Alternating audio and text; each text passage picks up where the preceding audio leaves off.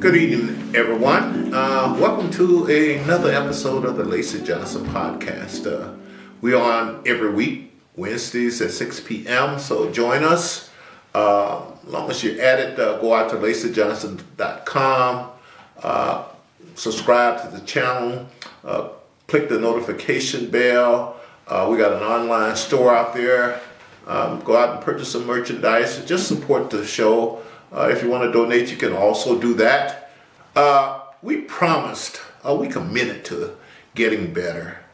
And we think we're getting ready to turn the corner on exactly where we want to go as far as quality and content. So tonight we have as our guest CEO of Ashtae Products, hair care, global, and that's important.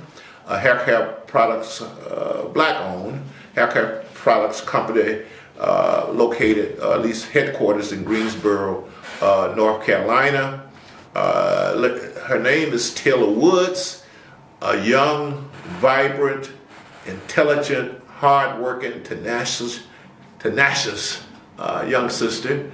And so we're going to have her share her story, her challenges, and whatever you do, hang around for this because I guarantee you're going to enjoy it.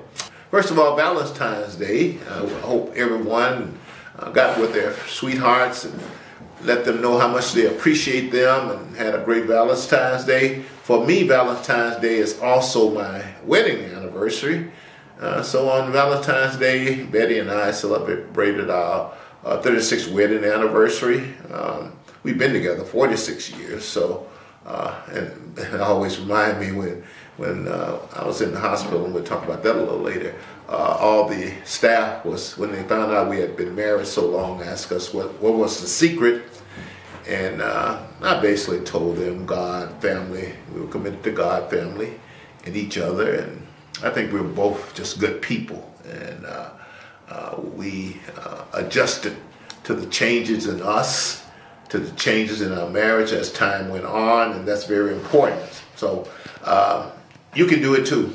And my mom and dad, on their 50th wedding anniversary, renewed their vows in a church. And as I said, I got married at my fraternity sweetheart banquets at a major hotel here. And it's my goal when we hit our 50th wedding anniversary to renew our vows in a church like my mom and dad did. Besides our wedding anniversary, I was back in church for the first time since my hospital stay. And a lot of you out there might not know about it, but let me just say this. And as I said, looking back over the year in review, I died and came back and lived to tell about it. So I am very blessed and lucky to be here and talk to you today. I enjoyed going back to church. Reverend McAfee and the choirs and the deacons and the mothers and just the people there. I like the people in the community. And, you know, they call it the hood, but I don't look at it like that. It's the most wonderful people I've ever met. I love the community. Would never consider living anywhere else in the Twin Cities. Unlike a lot of people I know, the first chance they get, they leave. But my heart is here in this community, and my heart is here with the people here. And I just think it's part of my goal in life to serve them and help them overcome a lot of the obstacles and situations that they're in. The other thing besides celebrating my wedding anniversary, going back into church, and you know, we did some online church when COVID and stuff was going on, but this is the first time going back in person. I got back in the gym for the first time since my medical situation. And I really, just nice being back there, doing some exercises, and I thought I'd go out on the basketball court and shoot a few shots, and you know, I was telling my friend here at the studio, my technical advisor, engineer here at the studio for my podcast, I took 5 shots, and I'm still kind of weak. 3 of them were air balls, and 2 of them I actually hit the rim, so I felt that was an accomplishment. My goal is, and I started off I want to hit 10 straight 3-pointers by the end of this year. Might be a little aggressive. I might tweak that a little. I'm thinking about making the goal, hitting 5 out of 10. But only count the ones that's nothing but nets. But I'll keep you updated on that. It's just nice getting back into the gym, and I appreciated that. Now, I've often talked about what I call the 4 pillars for the restoration or improvement for the inner city communities like ours, like mine. And it starts, of course, with God, or something that gives us a moral compass. The next thing is family. I just really believe in strong families, and I believe in 2-parent families. I believe that we men should marry the mothers of our children and raise our children together. I heard Bishop T.D. Jakes, and this is a warning, says that marriage is for grown-ups, and he's right. If you're a kid, marriage is not for you. And I put my own spin on that. I like to say that marriage is what separates the men from the boys. And I really believe that. And I don't care how much money you have, or how many friends you have, or baby mamas you have, or babies you have. Marriage is the true test, I think, of manhood. And just seeing my dad in that situation and seeing how he conducted himself, that has been my role model, and I hope it becomes a role model throughout the community. So we talked about God, we talked about family, with education. Man, I just read a report that said every child in Chicago's 55 schools, and let me come at it another way, no child, that's a better way of putting it, in Chicago's 55 public schools was at reading level or math level. Think about that. In the whole city, not one of our children was at the level that they should be. And that is, to me, is just ridiculous. And it's uncalled for, and it's unacceptable. It does not have to be. And you've heard me say also, give me those children that you're not educating, those inner city children that you're not educating, that you're probably afraid of, that you think can't learn, give them to me.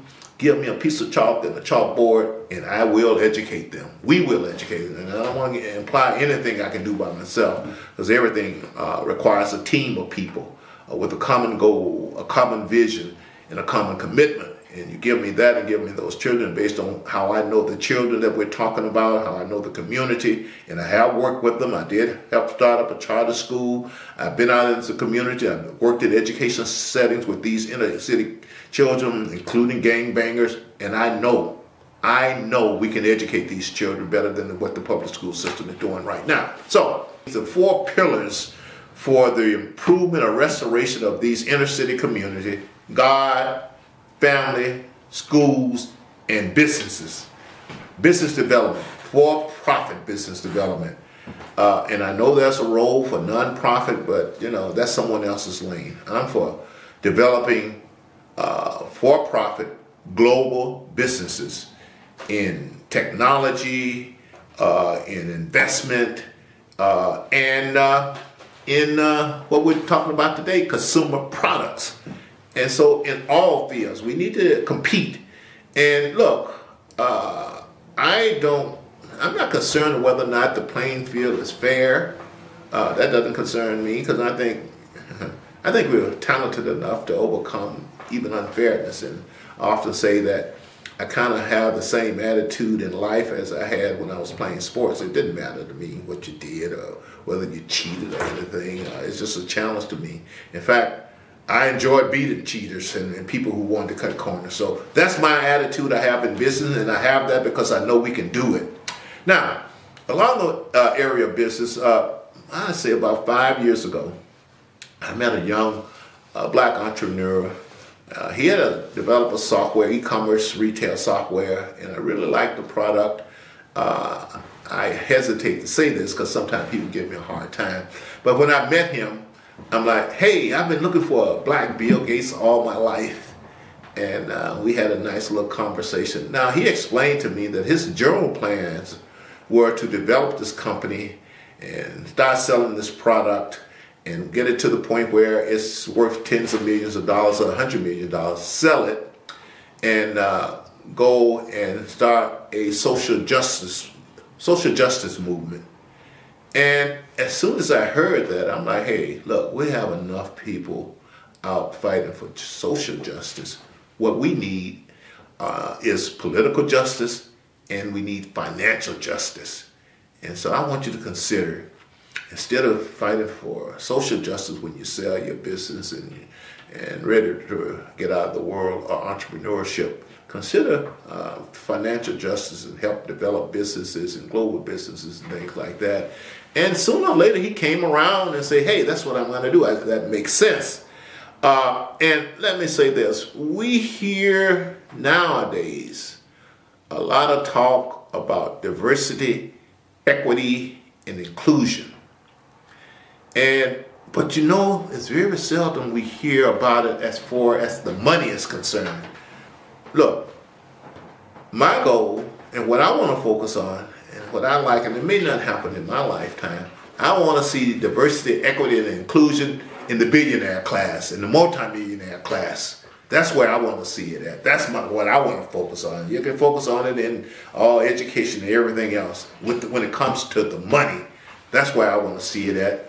And, you know, just to give you an example, I think there's like 720 billionaires in this country. And the last I saw, there was 7 black billionaires. Look, people, that's less than 1%. So if you notice, hardly anybody talk about diversity, equity, and inclusion when it comes to the money. And I was having a conversation with someone the other day, and I guess we got on the subject of school desegregation. And I let them know I'm not a big fan of forced desegregation. In fact, I'm not a big fan of desegregation at all, per se, where it's just a gimmick, you know, when you move things. And let me explain that. I'm for desegregation of the money, desegregation of the wealth. And if you desegregate the wealth, the desegregation of the neighborhoods would follow that. Desegregation of the school would follow that. And not that that's what's required to get a quality education. Not that desegregation is required to live a quality life, because I tell you all the time, I basically grew up in a desegregated environment. I loved it. I didn't have no issue with it. In fact, probably some of you heard this story before. In the 10th grade, they desegregated our public school system. And I was pissed off then, and I'm pissed off to this day, that they desegregated our schools, because we had a quality school. I love my classmate, and I always said the white kids should have been suing to come to our school. They should be the ones that was desegregated. And so that's why I feel, and look, the bad part about it, and this is what got me the most, you know, most of the kids that I was going to school with, and we had great teachers, we had great classes, I was surrounded by a lot of brilliant students. The biggest thing that bothered me is that there was a classmate that I had been with since the 1st grade. They split us up, and to this day, that has been a pain for me. And we're going to start talking about this great young lady in business, how she became CEO of Ashtae Products. We're going to have a little background on her family and her education. We're going to look at the challenges that she had, how she overcome them. We're going to pay attention to her attitude, her approach, her perspective, her tenacity, her spirituality. We're going to cover all that. You know, a lot of times I'm thinking about our young black kids here in this community, and the fact that most of the time when they see people, or the messages that they're getting, or the narratives that they're getting, it's about racism and the obstacles and how unfair things are. But I'm here, and we're going to have Miss Taylor Wood join us, to say to all you out there, you can be anything you want to be if you're willing to sacrifice and do what it takes to get there.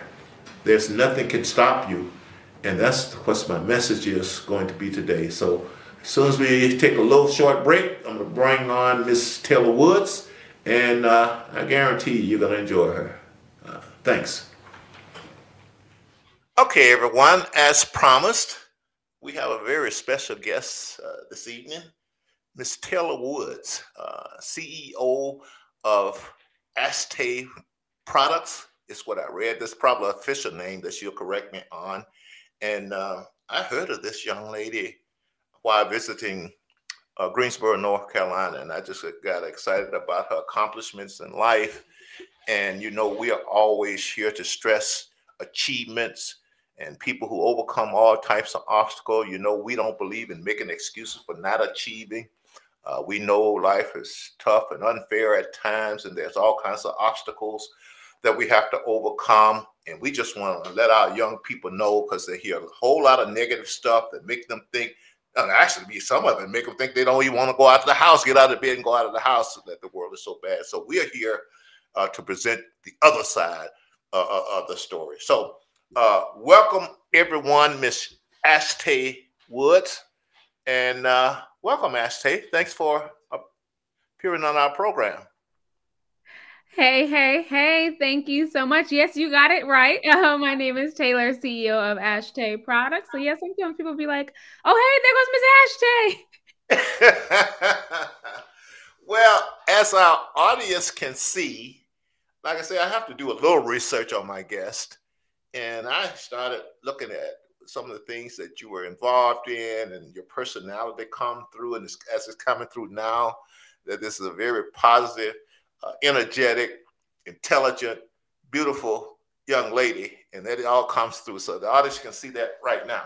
So Taylor, let's get started here. Let's go back to the beginnings, because one of my favorite poems had a line in it that says, "The child is the father of the man." Now, we need to update that and say the child is the father of the adult.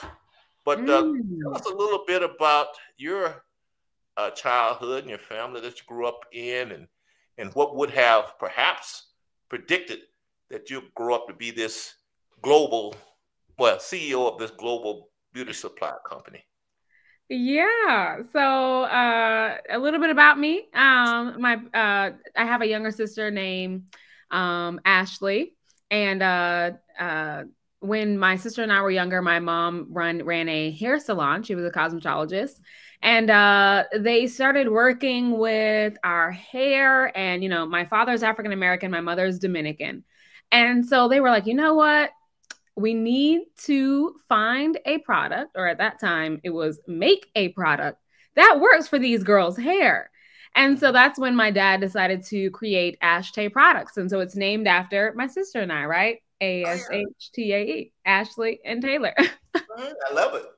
Yeah. So, we grew up in this business, working hard, running around from trade show to trade show at 13, 14 years old, packing boxes in the warehouse at 7, 8 years old. Back in the 90s, there were not all these labor laws, so you could work at whatever age. So we grew up working in the business, and it wasn't until after college, when I graduated from UNC Chapel Hill, I decided to come into the company full time. I literally wrote a list of pros and cons of becoming a manager of where I was currently working in college, or coming into the family business and working here. And ultimately, I decided to come into the family business. It wasn't without obstacles. They was down and up and around and loop de loop. And, I quit, moved away, came back, and ultimately landed on the position that I'm in now, which is the CEO of the company. Family business has its struggles, it has its ups and downs, but the good thing is we finally come to a place where we've maneuvered through the treacherous parts of that. And I think we're really at a place where we have a lot of balance within our family and within our family business and within the business of our family. I just love it. I love it. By the way, there's a lot of historical black colleges in that area. And how did you end up at UNC Chapel Hill? Were you brainy young ladies that got a scholarship there? Or I would think that No, in your community, there's a lot of people trying to steer you to these HBCUs. I know. And look, I will tell you this. I It was just love at first walkthrough. I mean, it's just, I don't know how to explain it. You know, you go to a college campus and you're like, this is it. And it was I mean, it was a rainy day in Chapel Hill, which Chapel Hill normally is literally Carolina blue skies all the time. But it was a rainy day for my tour. And I was still like, this is it. This is where I need to be. That's honestly, honest to goodness, what happened. I did apply to some HBCUs. I applied to some PWIs. I applied to stuff in state, out of state. But when I went to Chapel Hill, that was where I needed to be.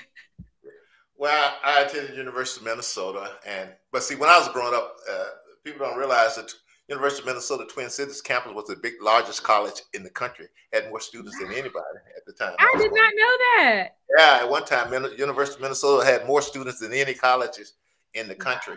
But you know, they had campuses spread all over. So tell me, Taylor, what was your major in college?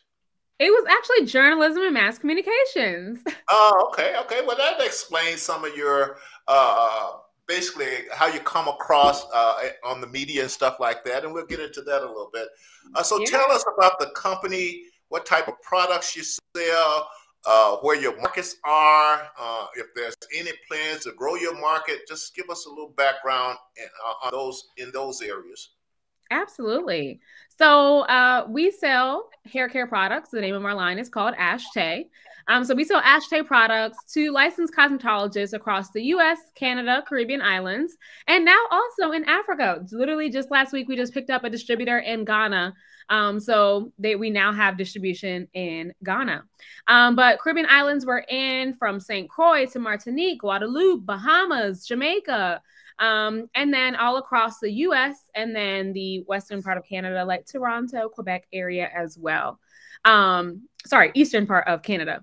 So we, as of last year, we are now in salon-centric stores. So cosmetologists can buy us from a local salon-centric, which is a beauty professional store specifically for licensed cosmetologists. They can also purchase us directly over the phone, as well as online through ashtae.com, as well as through State Beauty Supply and RDA ProMart stores, which are also directly for licensed professionals. We do sell a little bit to the general public. They can buy online at ashtae.com. There's a limited number of items that they can purchase directly from us. But our main clientele is licensed professionals. Our goal, our mission is to help licensed cosmetologists and beauty professionals create generational wealth from behind the chair and beyond, right? So that's why we have this, I'm going beyond, right? That's kind of like our phrase of, we want stylists to go beyond the chair, not literally just work from behind the chair every day, but go beyond the chair. So that's where our focus is to those licensed professionals, and kind of creating this holistic approach to our education in their lives. It's not just about the beauty products and the shampoo and conditioner, but we also get into their finances. We get into their management systems. We get into their booth renting. We get into their properties. We get into, do they own their building? How are they managing their booth rentals? How are they managing their commission stylists? We get into all the nitty gritty about the business that they're in. So you help them succeed and stay successful, and you help sustainability of these businesses. You mentioned that you had just acquired a new distributor in Africa, I think you said. And where I'm going to, how do you get new distributors? Do they come to you? Sometimes do you have trade shows? Or how does that whole process work? Honestly, they come to us at trade shows. So that's literally been the way it's happened. Sometimes we'll have really great clients that decide to distribute in their home countries. So in the case of Ghana, right, this is a customer. They've been a customer with us for 4 or 5 years. And it was something that they wanted to do before the pandemic happened, but, just a little bit delayed, but not denied. So now that we're past that, right, they have they've been buying for their own salon, but they have a network of stylists in their city and in their area that they want to sell to. So that's really the way that it ends up happening. Or we have distributors that reach out to us and say, hey, look, I'm already servicing salons for this product, or I'm already servicing salons for towel services. We also want to distribute your line. And so then we get into conversations with them about that. Wow. Well, do you have any distributors, well, in the Midwest in general, and in Minnesota in specific, in Yeah, particular? so through the Salon Centric stores, there are dozens of Salon Centric stores in Minnesota area. So stylists can literally go into any of those Salon Centric stores and purchase the Ashtae line right there locally. And then there are also Salon Centric has hundreds, if not close to 1,000, individual sales reps. So they can even contact a Salon Centric sales rep that will physically come to their salon and service them as well. So we literally have nationwide distribution across almost every city in the US. There is some way that someone can get product, whether it be online, over the phone, in a store, or with a rep that comes to their door. Well, when I listen to that, it sounds you're in a market. I mean, we will always have needs for beauty supply, Yeah. uh, up and down, whatever. However, though, I do know that your company went through the COVID pandemic like everyone else. Yeah. What type of challenges did that present to a business like yours? Oh, what type of challenges did it not present? Look, that was honestly, that was one of the hardest things I have had to get through. And it was crazy is I became CEO of the company January of 2020 and the pandemic hit March of 2020. So talk about having to make some executive decisions. It Tough was ones. right. I mean, it was, in the beginning we didn't know what was going on. We're talking about people started laying off people. And that started to become a question, right? And at first it was just talks, but then Right. the questions started to become real the more and more it went on. And Right. I remember at one point I just broke down and cried. I mean, we all cried at some point during 2020, Oh, but I okay. just broke down and cried. I just was like, it didn't sit right with me letting people go. Right. And so what I did was because I have this, journalism, mass communication background, I'm very tech savvy. We had already been doing online classes from 2019. I decided, you know what, we're going to host a series of Zoom classes. And we started this series called Surviving a Crisis. And it was for stylists to learn and for us to teach them how to get through this pandemic. Wow. And that Zoom series that we did was life changing. One, it allowed us to stay open. We did not shut down at all during the pandemic. Mhm. Don't tell the government, but we made sure we were listed as an essential business so that way our employees could still come into work. We have one lady, Missy Lane. She's been with us for 23 years. It did not sit right with me to say, hey, we have to lay you off. No, no, no, no. Missy Lane still came in every day, right? Wow. Our Hmm. staff still came in to work. Our warehouse did not shut down. We were still shipping out products to stylists. Instead of stylists doing physical services, we encourage them to sell retail, right? Sell DIY kits at home, host Zoom sessions, host Facebook Live sessions on how to maintain your hair at home. And we literally had stylists, no matter what age, Hmm. doing this, right? We have a client named Duchess from Buffalo, New York. And Duchess is, I'm not going to share her age, but she's over 55, over 60. Duchess does not do Facebook. But when I tell y'all during the pandemic, she was on Facebook Live selling products, selling retail. I mean, she would have a Facebook Live and sell $500, $700, $1,000 in product. And that's what got our clients through the pandemic. Um, it was a godsend us doing that series. I love that story. I mean, it's a great story. And it just goes to show you. I tell everybody, uh, owning your own business, start your own business, it's not for everyone. Woo, And no. there's a lot of tenacity. And by the way, we'll talk about that. You got to have a lot of faith as far as I'm concerned, too. Oh yes.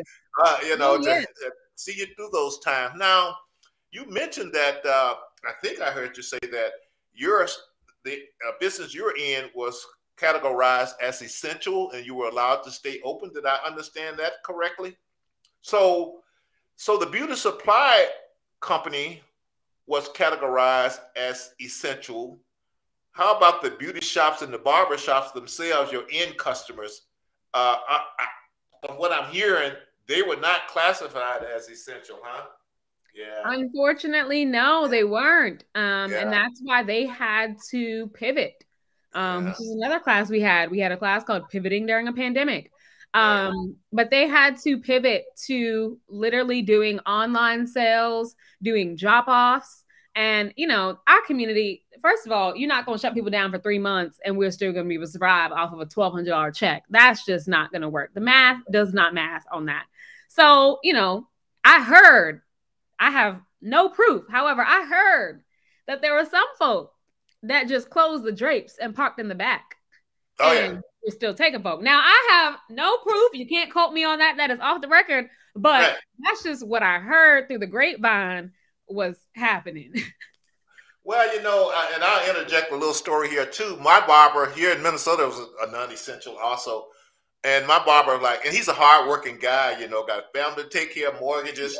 And so he started coming into the office at 5 o'clock, opening up before the rest of the clients came in. Of course, one of the clients turned him in and threatened to call the police on him and everything. And all this young man was trying to do was earn a living and support his family. So I'm kind of familiar with some of the things that you're talking about. I felt like it was prohibition time because I'm in the beauty industry, right? I can't not get my hair done, eyebrows done, that type of thing. And so my stylist at the time, they found a lady that was still running her place even during the shutdown. And they moved temporarily over there. So I would go over there to get my hair done and my eyebrows done. And they had the curtains down, drapes down, everything, park in the back. I mean, I was like, look, I felt like it was a speakeasy. Knock, knock, knock. Knock, knock. Knock, knock, knock.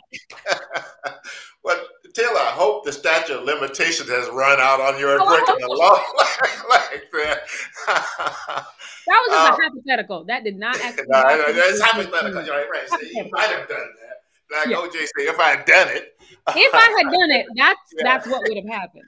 I saw somewhere you were reading a book that I studied way back on management, I think way back in the 90s. And I was surprised a young lady like you, I think it's called Who Moved My Cheese? Is it Who Moved My Cheese or Who Stole My Cheese? We studied that in our management back in those days. So tell me what you learned about that, because you were telling these small business owners that you're going to learn a lot from this book. Why don't you share with some of the people out there who are either currently in business or thinking about going in business, what you learn? And I think it's called Who Stole My Cheese or Who Moved My Cheese, I think it's called. Who Moved My Cheese? Yeah. Yes. Tell our audience a little bit about Who Moved My Cheese and why is it important for business owners to know some of the principles found in that book.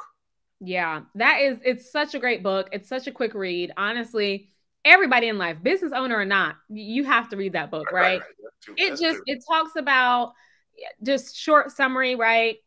Matter of fact, I'm not even going to tell you the book, right? But just the principles. You go through life and you get to this place of comfort where you think that you can just wake up and your cheese, whatever that might be, whether it be money or happiness or joy or whatever, right? Your cheese is just going to be there in that same place. You just wake up, do the same old thing every single day. But you get to a point where doing that same thing doesn't render the same results and the cheese is gone.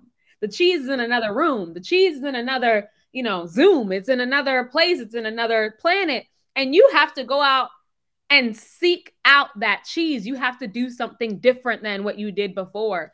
For me, it's so many lessons, especially in business, right? That at the end of the day, the same way that my parents got customers back in the 90s, right? That cheese of just going out, going door to door, knocking on salons, right? Going door to door. That same thing, the cheese has moved from that, right? And now it's okay, we're in this other room and it's getting people online and through social media and through Zoom calls and through FaceTime and things like that.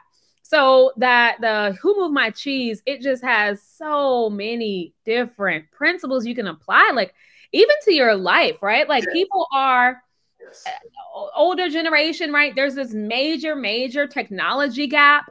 And it was before the cheese could have been just going to your next door neighbor's house and hanging out, or you're calling somebody on a landline. But now we got Apple Watches, and we got cell phones, and we have Instagram, and we got Facebook, and we have Meta, and we have, I mean, it's a lot, right? Just the communication, just communicating with people, that cheese has moved to a different room. Hell, a different planet at this point. Well, it sounds like you are up on things, and I think I saw somewhere where you gave a little online seminar on how to leverage, make the best use of social media, and how people are misusing social media. I'm gonna give you one last chance, one other chance to be a pedagogue here, a teacher, and tell them a few pointers about the use of social media. Maybe your top 3 pointers there. Okay. Good question. You got me. You got me. No, so I didn't mean to throw too much big of a. I hope that's not too big of a curveball, but I do know. I think you had an online course on the best way to leverage social media. Yeah. Okay. Yeah. Okay. Well, give me one. No, I got you. I got you. Let me see. Let me pull something out the hat real quick. So okay, yeah. So I do love. First of all, I love marketing. Right? It's like. That I feel like is what I spend most of my time on, because marketing is honestly directly tied into sales and revenue and growth. So for me, marketing is, as a business owner, one of the key things that you have to know. The next thing is systems and processes, but marketing is a big area. And with social media, there's so many free ways to market your business. So one thing I tell business owners that they're doing wrong on social media is they're not being social. Right? A lot of times people create these profiles on social media and they post stuff about what they have for breakfast, and fried chicken at Bojangles, and this is what Sally is doing, and Popeyes has this new spicy McChicken. And that's cool, right? That's great. But that's not the time or the place or the venue for you to do that, right? Social media should be about your business, and you should be social about your business, right? So people who are on there, as people are chatting and commenting on your lives and on your images and on your videos, you need to respond, react, and reply. Those are the things that I tell people so many times. This is the way I translate it, right? If someone were to walk up to you in person and say, "Wow, that's a nice suit you have on," what would you say? Thank you. Yeah. But on social media, people will comment and say, "Wow, I really like that." Whatever that thing is that you're selling, whether it be your service, your product, whatever, they'll say, "Wow, I really like that." And the brand does not respond. That would be like someone walking up to me and saying, "Wow, I like your earrings." And I just do this. Right. That's what people do.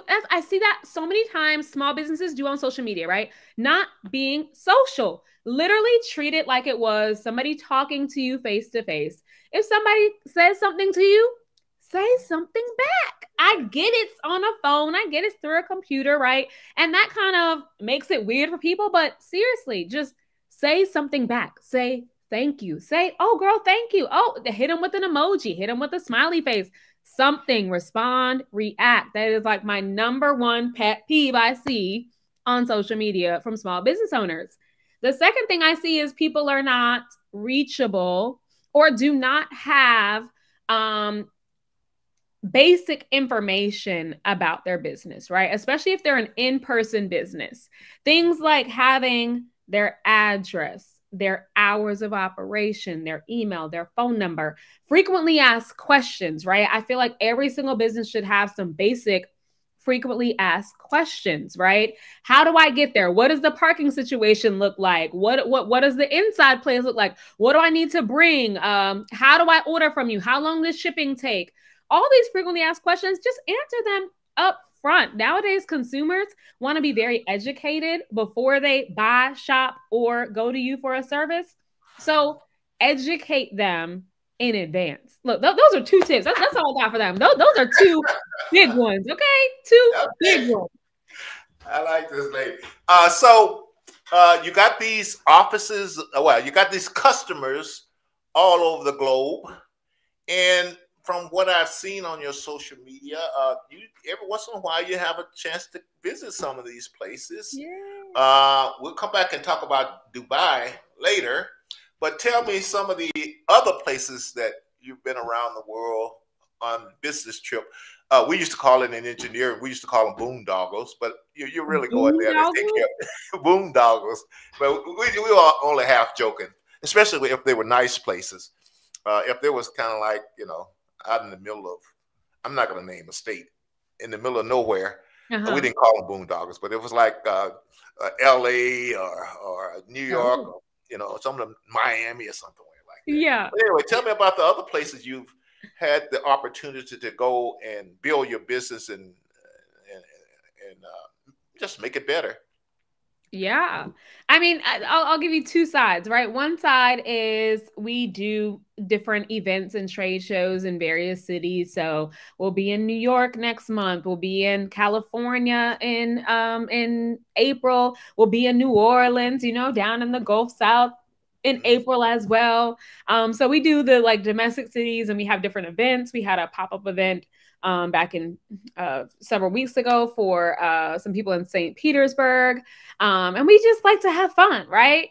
But then the big thing that we do is we do something called an Ashtae getaway, which is where we travel with our clients and their friends and their family, and honestly, anybody who hears about our trips. And we travel to some sort of destination in the world. And every year we pick a different location. And so we've done places like Rome, Italy, Naples, Capri, Paris, France, Rio de Janeiro, Brazil, Cancun, Mexico, Jamaica, both Ochi and Montego Bay and Negril. And every year we go somewhere different. Last year we did Cape Town, South Africa, and that was our first trip to Africa as a group. And we had 125 people in Africa. It was amazing. Like, I mean, imagine being on a flight and we usually send people out of two different main airports, or whatever. But imagine being on a flight 100 deep with our people on your way to Africa. Look, y'all can't tell me that's not lit. It was the most magnificent trip we have done thus far. So I saw you in Dubai. Well, before I go there, that's the saying: if you love what you're doing, you will never work another day in your life. And when I think of that, when I saw you, that's what came to my mind. And you really enjoyed what you were doing. But I did saw you kind of dancing and stuff in Dubai. And there were some other sisters with you, a few brothers there too. But were they employees of Ashtae, or were they just some other people you met while you were in Dubai? Those are clients. Those are people who came on the Ashtae getaway. So that was we go somewhere, right? It's usually for a week. Well, it depends on the area, 6 days, 5 nights, something like that. And it's Ashtae clients, it's hairstylists, it's small business owners, it's their nieces, nephews, sisters, brothers, aunties, uncles, people who just heard about the trip through somebody, and they come on the trip and they travel with us, and we have a good time. So that video you probably saw was Dubai. We had a pajama party one night, and we just took over this venue at the Atlantis Hotel, and everybody's out there in their pajamas and onesies, and we had everybody dancing. It was so much fun. I just love it. We need more CEOs like you. Thank you. Now, you mentioned you became CEO right before the pandemic hit. And you mentioned the hard times that you kind of went through initially. And how you applied the principle from Who Moved My Cheese, some of those principles. Where I'm getting to, you went from there to where I hear you are now. Yeah. And how did you just hang in there long enough, or did you do anything different to help spur what I'm interpreting as a very good business environment right now, and a very successful business right now? So how do you explain what happened between then and now, where everything is going, well, I don't want to use the word gangbuster, but it sounds pretty positive. How do you explain turning the corner on that? So honestly, it is about writing a vision and making it plain. And committing to that vision, committing to that mission above anything else. So when I came on as CEO, I remember I had a meeting with our staff. We have several phone sales reps, and they work our call center, customer service, take orders over the phone, the whole nine. And I remember I met with all of them at our office in Greensboro, and I said, look, I said, I'm becoming the CEO, but I am also making each one of you the CEO of this area. And I said, the CEO stands for Customer Experience Officer. So no longer are you just a customer service rep. You are now a Customer Experience Officer. And I wrote down this mission for them. And I said, it is time for you guys to not control, but to influence and impact the lives of the customers that you speak to. How are we going to do that? We're going to do that by knowing each person name by name and impacting their lives moment by moment. So I gave every single person that mandate, and every person we've hired since then, I've given them that mandate. Hey, look, when you're on the phone with people, I want you to get to know the person name by name and impact their lives moment by moment. Every time you speak to them, every time one of our educators speaks to somebody, every time I'm on a stage, I want to make sure that we're impacting people's lives with every single moment that they experience Ashtae.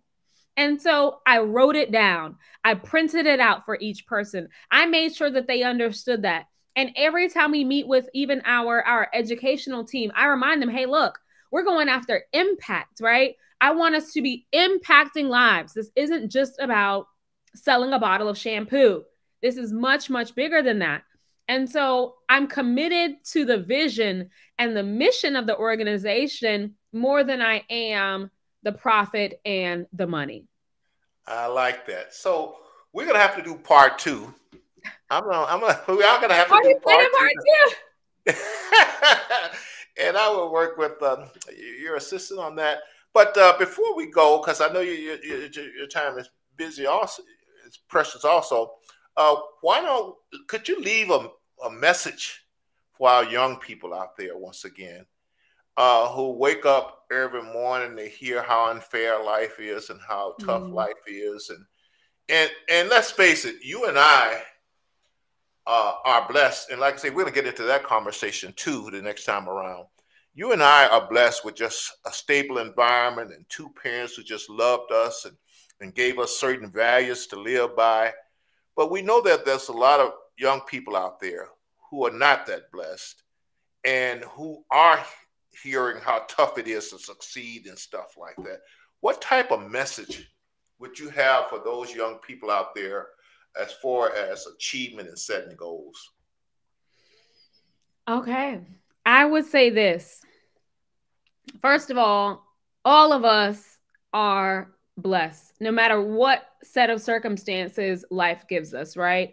And for me, being in a two-parent household still didn't shield me from certain things that have happened in my life, right? There have been some things, and this ain't, this is our first interview, so I'm not going to go into them, but there have been some things that have been very, very difficult for me, both emotionally, physically, spiritually, right? And that no matter how great things might be, and no matter how much joy I might have right now, right, there are still nights where you cry and you just can't stop crying. However, the one thing I'll tell people is you have to learn how to motivate yourself, and you have to learn how to protect your mind. It is a game changer when you can learn how to literally reprogram your mind. It is what happens in between your ears that affects everything. I mean, everything.